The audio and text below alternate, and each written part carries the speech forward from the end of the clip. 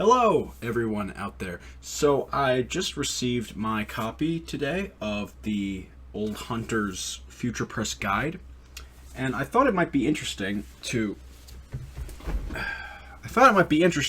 go over just the guidebook in general and just sort of give a little take a little look at what it has to offer and what it can kind of teach us for those of you out there who either haven't received the book or haven't decided to buy it. For starters, I'm not going to be uploading any PDFs or any of the pages here, or I'm not going to be scanning it in. If you want to read this book, go out and buy it. Don't be a dick. Buy it and support Future Press, because they really do make these really great guidebooks. Don't just read it for free. Go out and actually support these guys. So I thought it might be cool to take a look at the kind of information that's inside of it. And if you are undecided on whether or not you're going to buy it, maybe you can see this information and you'll decide either, nah, you know what, I'm not interested, or maybe you'll decide, yeah, you know, that seems pretty cool. So first of all, the cover is the beautiful poster featuring Maria and the Astral Clock Tower, and my fucking cat is being annoying again, but what are you going to do?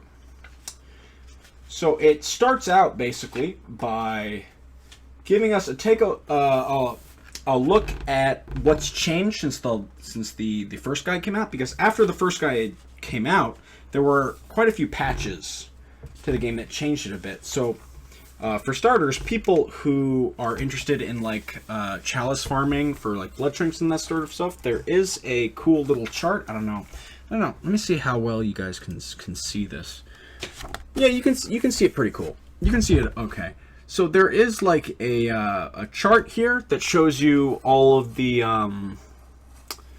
chances and how to get like blood chunks and blood rocks and stuff in the chalice dungeons. So there's that kind of chart, which is pretty cool, which is pretty useful if you're like one of the guys who wants to, you know, get plus 10 in every single weapon and you're farming blood chunks. So that's pretty cool. There's also a lot of information on the specific details behind the attacks for the beast and the kin. Again, I really don't know how well you can see this. Hopefully you can see it pretty okay. On my end, it looks like you can see it pretty okay.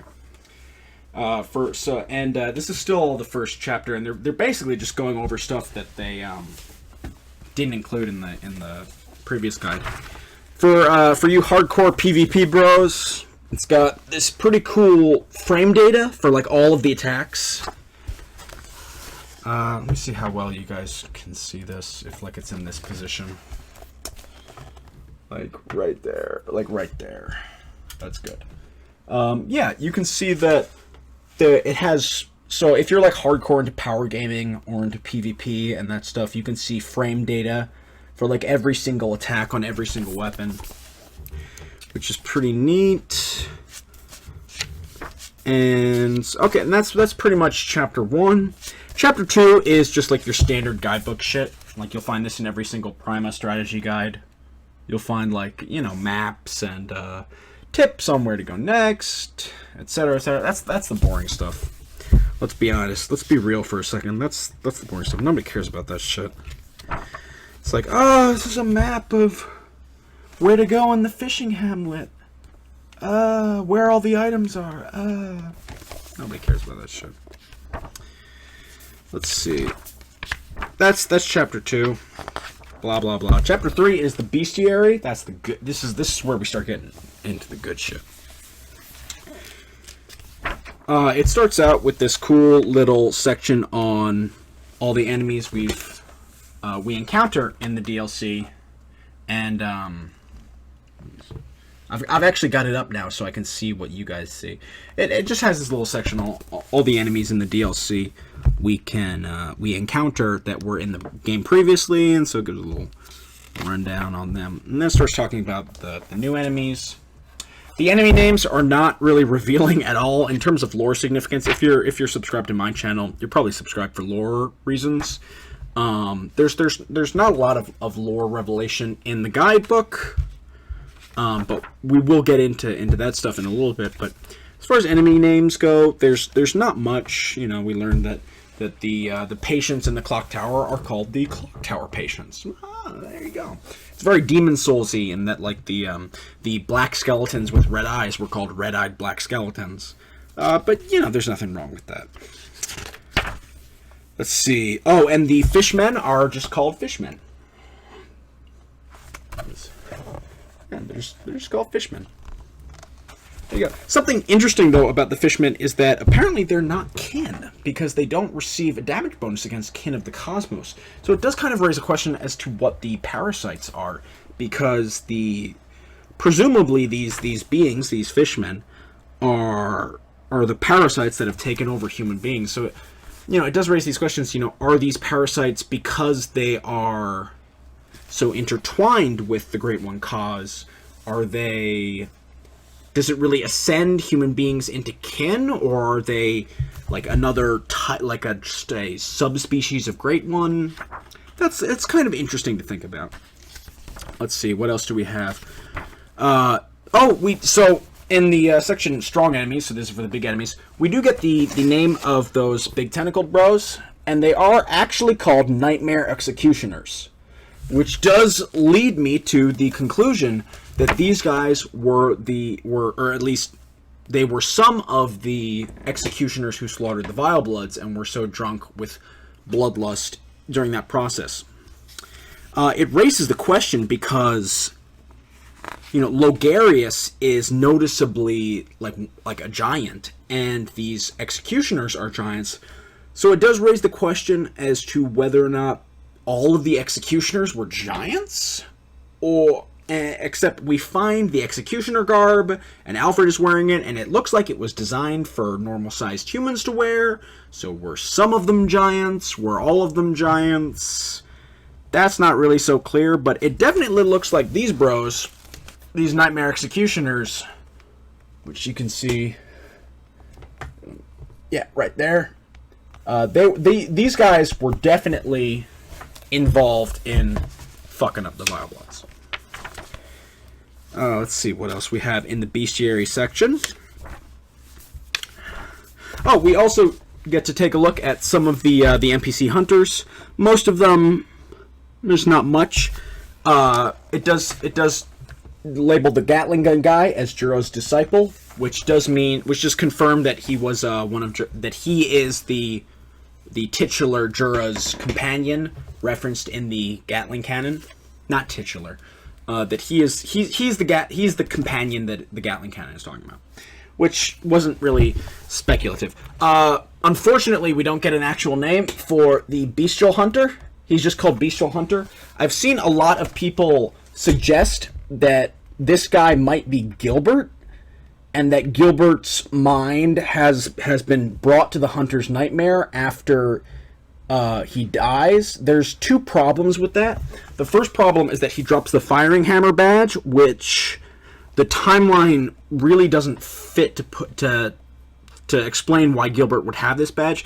The second problem is that you can enter the Hunter's nightmare and you can fight this guy directly after you kill Vicar Amelia, and Gilbert is still alive at that point. So as cool as it would be for this guy to actually be Gilbert, because he's sitting outside of Gilbert's house, and when you kill the beast patient that Gilbert becomes, he drops the claw mark rune, which is very much associated with accepting your beasthood. As cool as it would be for this guy to be Gilbert, the evidence doesn't really point to it.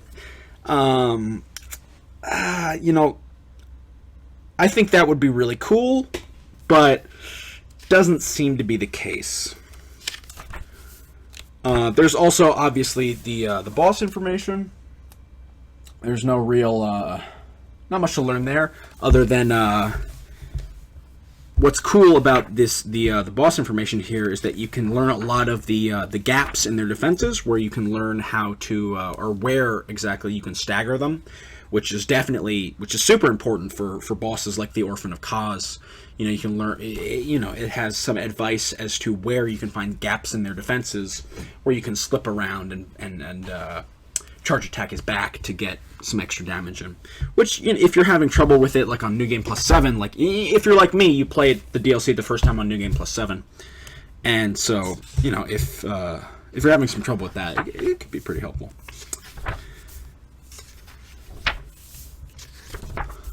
Okay, so Chapter 4 goes over all the new weapons, and if you are into PvP, this shit is all about you, because it has all of the frame data, all of the attack animations, very well documented.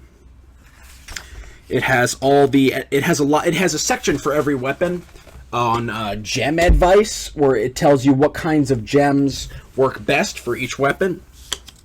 And it has, lists for the normal, uncanny, and lost weapons. And it tells you, and it teaches you, it's got a little table for the stat scaling, like when you hit the hard cap, where you start losing information, or you start getting diminishing returns for your stats. So if you're into PvP, this stuff is the big boss, the big daddy boss. Bull, bam, bam, biggly boop, bullshit. Fuck yeah. Hello, Calvin. He keeps wanting to get into that cabinet, but there's literally nothing in there. So I don't know why he wants to get... There's literally nothing in there. It's an empty cabinet. So just skimming through here. Real quick, I just want to mention the Rikuyo. The Rikuyo, which is Maria's weapon. I got a message today, actually, by a German Bloodborne fan who wanted to share with me his idea that the Rikuyo, the two blades of the Rikuyo, kind of, to him, looked like the hands of a clock, where there's a longer minute hand and a shorter hour hand. And I thought that was just brilliant. I thought that was a super cool idea, that the weapons of Lady Maria of the Astral Clock Tower kind of resembled, for him at least, they resembled the hands on a clock. I thought that was a super cool idea. And let's see, we've got more weapons. The Bloodletter, which is fucking broken. I don't know if you've tried out the Bloodletter at all. This weapon is fucking broken. Holy shit, that thing is strong. And okay, so, and in addition to just the normal weapons, it's also got entire sections on the Beast Claw and the Cos Parasite in regards to the associated oath runes, the Beast Embrace and the Milkweed. So if you're interested in like going the Milkweed route and seriously using the Cos Parasite, it's got like whole entire sections on the frame data and that sort of stuff for specifically for the Milkweed rune, which is pretty fucking cool. And obviously it's got the all the item descriptions for the new items. Madara's Whistle is over here. Oh, the camera reverts everything, so when I move my hand to the left, you know what I'm talking about. Madara's Whistle's over here, Old Hunter Bell, Black Sky, so it's got all the item descriptions and some stuff for the new items. And it's got the new runes, so it's got like the Beast Embrace, which is pretty cool. And of course it's got the attire, and something which is really cool, which I wish more people who did like spreadsheets and stuff on armor is, it not only tells you the overall stats of each set, it tells you the stats of each individual item in a little piece. So if you want to mix and match, pretty good shit. Chapter 5 is all about the NPCs you meet. What's kind of interesting from a lore perspective, is that it refers to Simon not as Simon the Harrowed, which is how he is named in the credits of the game. In the credits of the game, he's referred to Simon the Harrowed. In the guide, it actually calls him Simon Seeker of Secrets, which is kind of peculiar and kind of maybe answers a question that I have been curious about, which is why in the Hunter's Nightmare is Simon the only sane dude we meet? Because, as far as we know, the only hunters who get pulled into the Hunter's Nightmare are blood-drunk hunters. So why is Simon here? Because he's clearly not blood-drunk. He's clearly pretty sane. So, maybe Simon is here just like we are, looking for an answer to what the fuck is going on. And in regards to that, it also says that if you Because if you talk to the head of Ludwig after you kill him and you have that conversation with him and you don't kill him, if you leave and come back, the head will be dead, and you can pick up the Holy Moonlight Sword. It specifically says here that Simon is the one who kills the head if you choose not to, which is pretty curious from a lore standpoint. It even includes Ludwig's head as one of the NPCs you can talk to in the new game, which is kind of funny. That's kind of funny. It's also got Brador right here, Brador. And then it's got Adeline and Yamura, and if you're having trouble with Adeline's quest line, it's got fucking everything you need to do right here. I actually fucked up Adeline's quest line the first time I played, or I almost fucked it up, but I managed to salvage it in the end. So the last NPC it talks about is the Fishing Hamlet Priest, and this is probably as far as lore discussion goes, when it mentions the Fishing Hamlet Priest, it's probably the most important thing in the entire guidebook as far as lore goes, because so first of all, I want to, and this is going to cover what we're going to talk about next, because it actually has a pretty cool section on the lore of the game. It actually goes over, in a way that the first guide didn't. It actually goes over some of the basic connections between the game. So if you're just getting started out in Bloodborne and you're not interested in reading you're not interested in reading the Pale Blood Hunt, you don't want to read 108 pages of lore. It actually has a whole section which is pretty cool, in which it goes over just some basic connections between the different characters.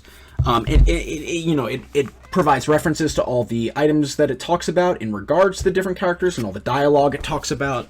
And it's got a few different sections. It's not in depth. It's not like, and it doesn't really go into like huge speculation, but it kind of gives you an overview of these characters and how this situation came to be.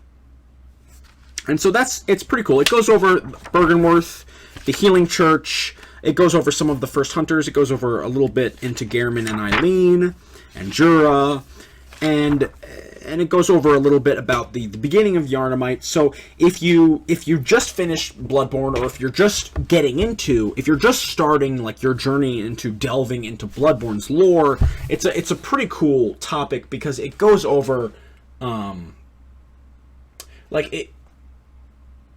it goes over like some of the Yharnamite, like it has a whole section here on like Gascoigne, where it talks about this character, even though like Gascoigne has nothing to do with the DLC. I think it's really cool that the Future Press decided to include just this overall over-encompassing look at the game. But what I was talking about before, in regards to the Fishing Hamlet Priest, because it's in terms of the lore discussion goes, that description of the NPC is the most important thing here. So by Future Press's own admission, and they are a secondary source as opposed to a primary source. The way it's always worked is basically, here's how you can think about it. If X is true in the game Bloodborne, and X is not true in the guidebook, then X is true, canonically speaking.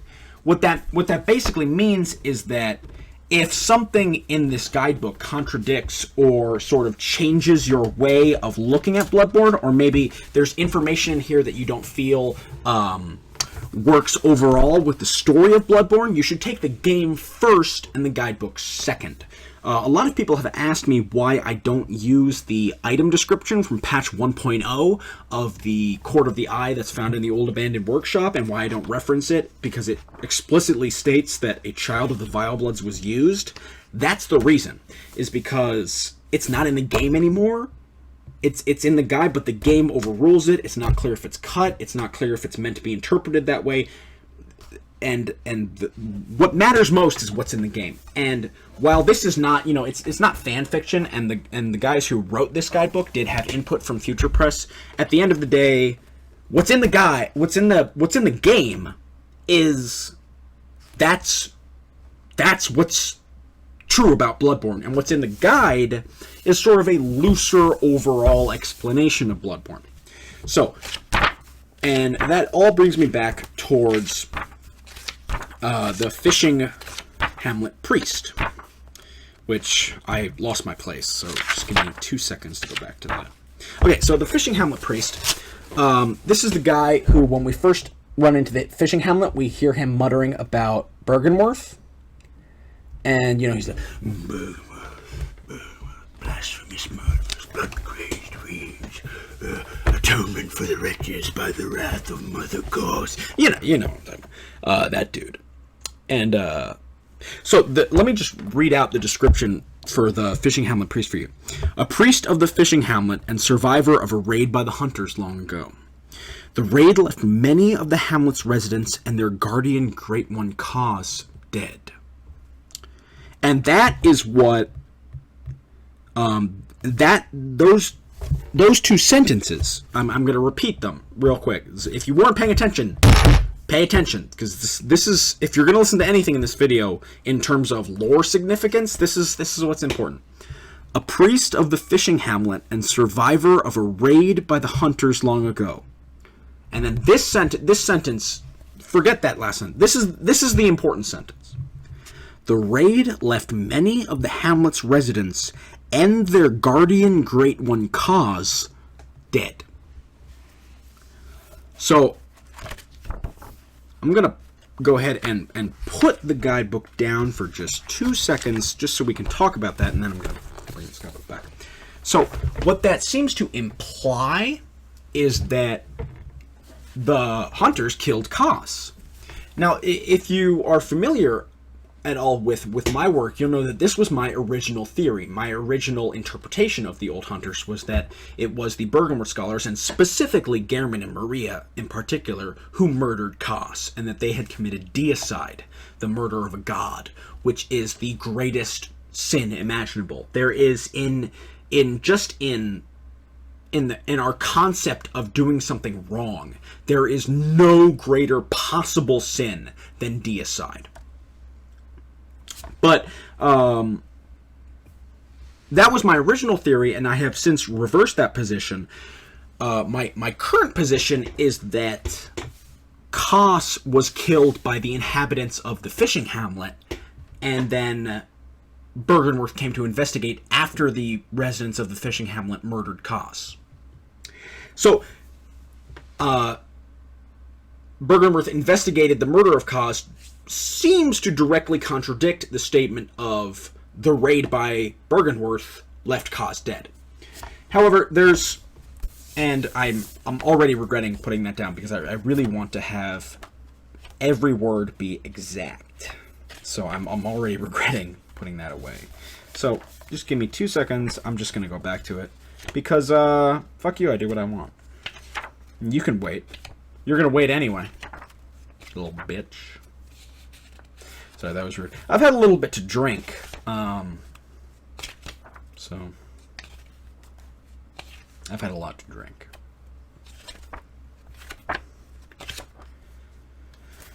This is the fucking items again. I should have looked at the index. Shame on me. You're gonna wait. You know you'll wait.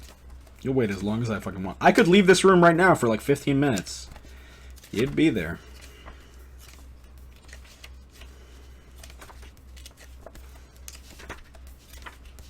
Blah, blah, blah, blah, blah. Alright, here we go. Okay, so I want to have this up. Let me switch back so that I can see.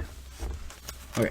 Yeah, the fishing Hamlet priest. Okay, so we're going to go over this sentence again. The raid left many of the Hamlet's residents and their guardian great one cause dead. So the immediate interpretation of that is that the raid killed a lot of the Hamlets and killed Kos. And that was my initial impression of the Old Hunters. However, all of the evidence in the game seems to point away from that. Basically, the only evidence I really need is the words that Maria says to you when you first meet her. A corpse should be left well alone. When you first meet her, you think she's talking about her corpse. But once you've seen the whole picture, you realize she's not talking about her corpse. A corpse should be left well alone. You know, the sin of Byrgenwerth had to do with the corpse of Kaz. And at least that is what all the evidence points to. So the next thing I want to talk about is left many of the Hamlet's residents and their guardian great one Kaz dead. So who are the fishmen? Well, the fishmen, if we remember, the Kaz parasite says that the body of Kaz was teeming with parasites. Some people have assumed this to believe that the parasites are what killed Kaz. I don't think that follows. I think that it's more like if you think of Kaz as a whale, as like a great whale, a leviathan of the ocean, like there were like parasites clinging to it and growing inside of it, much like a whale might have remora prey, attached all over it. And when you think of what happened to the residents of the fishing hamlet, it appears like the parasites, the Kaz parasites, attached themselves to the members of the fishing hamlet and took over. So it leads us to the question of, when it says the villager, the residents of the hamlet, are we talking about the people who were once part of the hamlet, or are we talking about the residents as in the parasite people, the people who have been taken over by the parasites?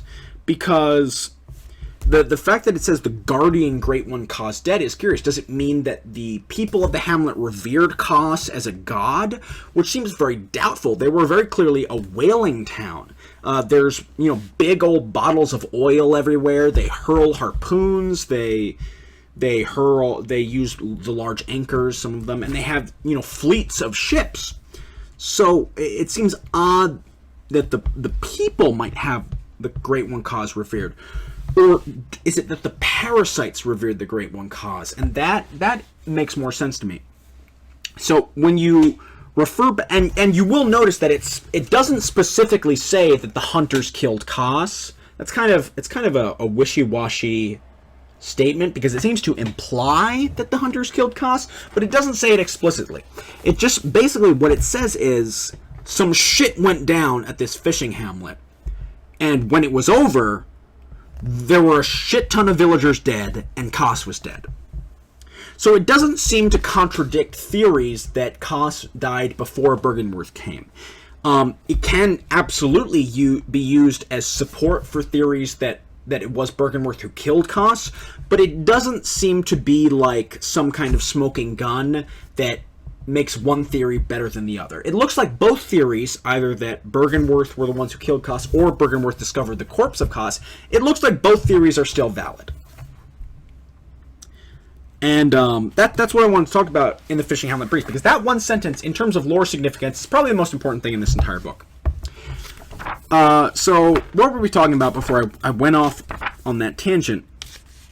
Let's see. We were just going over the guidebook in general. It also has this cool little table of where you can get insight in the new. I keep forgetting to open it up so that I can actually see what you guys are seeing. It has this cool little table of where you can get insight in the nightmare, and it's got something which I personally have an affinity towards. Not only the fact that it tells you where you can find the wandering nightmares, it tells you what they drop, so I know which ones I don't have to bother chasing after. So that's useful. Here's something funny. It also has a section on the Hole Digger, which, if you are a sort of Bloodborne veteran, you might remember that this enemy was discovered like a good 5 months after the game came out. Nobody had ever encountered it before. And then some dude just found it in the Chalice dungeons. Presumably it was just some unused enemy.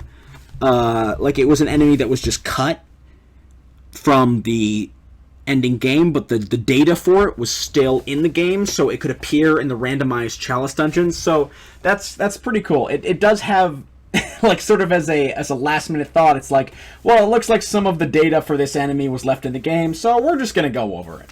There you go, the Hole Digger. That's funny. And if you're an achievement lover like I am, it's got a little trophy guide. teach you how to get all the achievements. It's pretty straightforward in the Old Hunters. The only one that's a pain in the ass is knowing where all the weapons are, and there you go. It's got a list of where you can get every single weapon right there. Like I said before, it's got this cool section on some of the basic lore connections, and that's about it. And oh well, last but not least, it does have the absolutely breathtakingly gorgeous concept art behind a lot of the characters, including Walter and Maria. Just absolutely breathtakingly gorgeous. The concept art for this game, yeah, just take a look at that. Like it's beautiful, really. So that is the Future Press Old Hunters Guidebook. I definitely recommend buying it if you are able to, and I definitely recommend supporting Future Press so that they continue to make really great works like this one. And no, I'm not being paid to say that. I wish I was. I wish I was being paid to say that, but unfortunately I'm not being paid to say that. But yeah, that is pretty much what you can expect out of the Old Hunters in terms of whatever you're interested in and what kind of lore you were hoping to find out. There's not a lot of lore significance other than that one single sentence, although even that is kind of wishy-washy. But yeah, it's definitely worth the money I paid for it. So I hope you enjoyed this tiny little video where I went into this book, and you should definitely check it out if you haven't already. Thanks for watching.